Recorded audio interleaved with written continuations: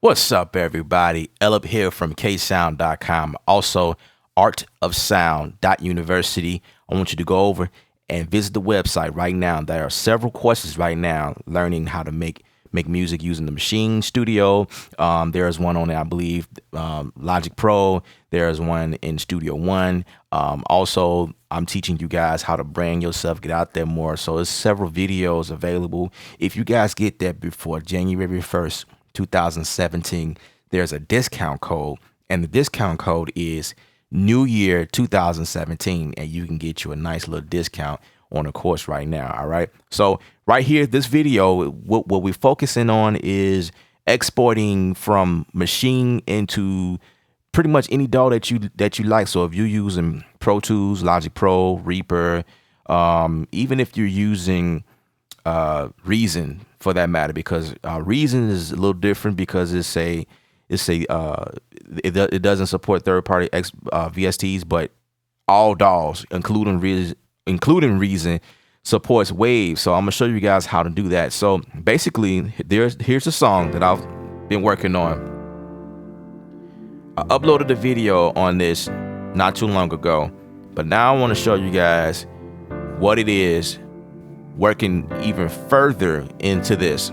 Say you don't want to, you're done with working inside a Maschine and you want to take things the next level. You could do that inside of Studio One or whatever DAW, right? Let me show you that. So basically what you do is you hit export. You go to export audio. You want to pay attention to the details here. By default, it might say group audio.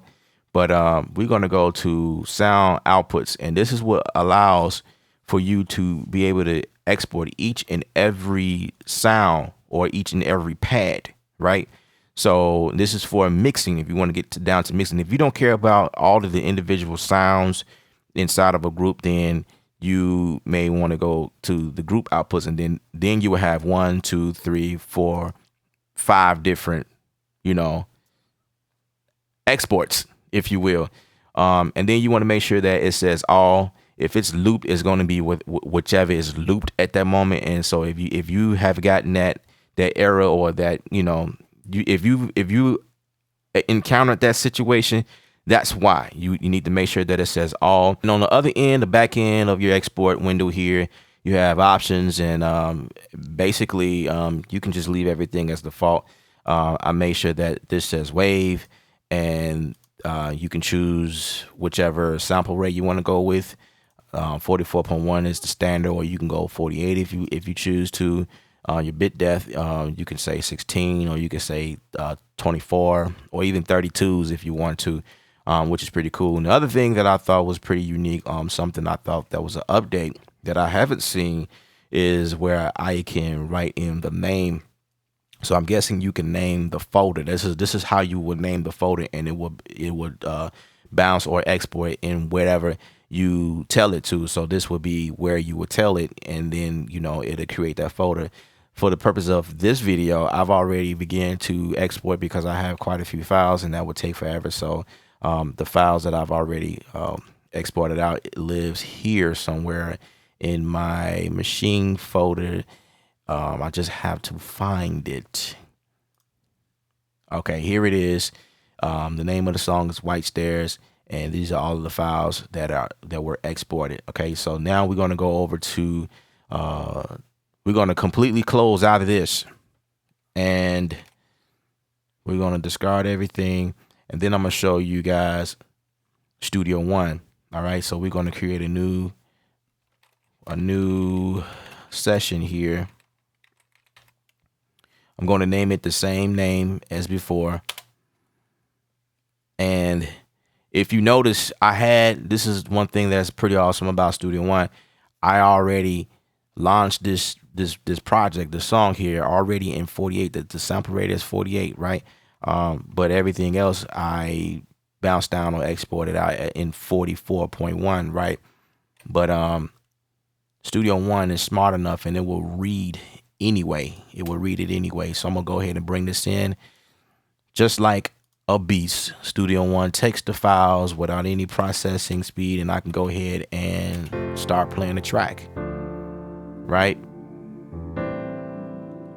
And the thing that you want to do is, depending on how you have your setup, in case you are working out of Studio One, that is, you will have to actually go to Song and copy external files, and it will save in the folder where the song lives instead of streaming from where the folder is, wherever it is on your system, right? So we will kind of come here and say, hey, we want to save everything, and everything will save in the actual file of the actual session.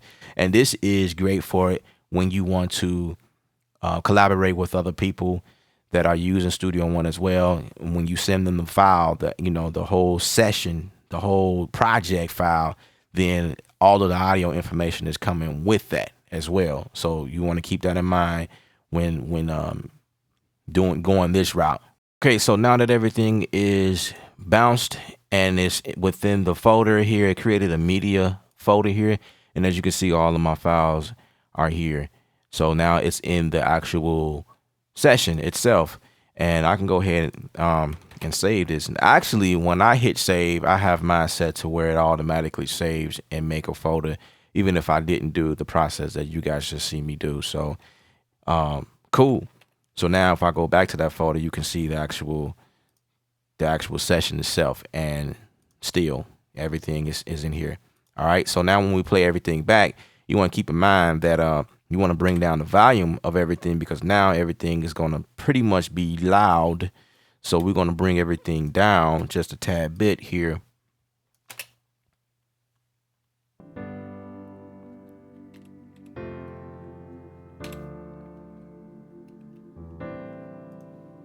Right. Now, if we just fast forward right here, it sounds like it took on the mix that I had before. I did a pre-mix inside of Maschine Studio, and it sounds identical to what I did before, right? So that's great. But the other thing you want to do is you want to keep in mind that sometimes we have different instruments on pads and we don't use them. You know what I mean? We end up like, you know what? Nah, I'm gonna use this, blah blah, whatever. So in that event, you want to go in and make sure that you don't have any files in here that you're not utilizing. So just by looking at my screen right now, you don't want your eyes to play tricks on you. You don't want to be fooled, because this looks like there's nothing on it. This looks like there's nothing on it, and so forth. You know, as it look on screen, it looks like nothing, but don't be fooled, because what you have to do is actually make the waveform a little bit bigger so that you can see, so that you know what's going on.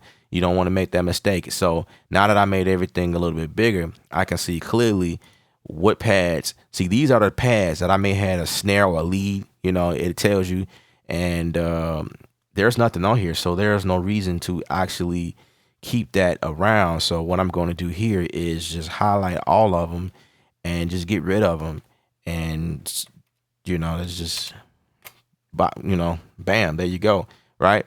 And so now you can go and edit and do whatever you need to from this point on. If you want to add more instrumentation to this, you can, by all means.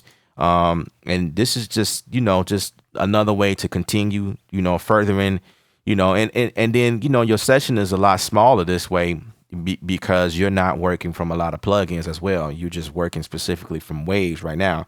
But if you decide you want to go further, like me, I'll add in an instrument and bounce it in place, and then get rid of the plugin or whatever. So this is also another way of working when exporting your files. All right. I hope that helped you guys. Remember, music is art. You the artist. Paint your picture. I'm Ellip, and I'm out of here.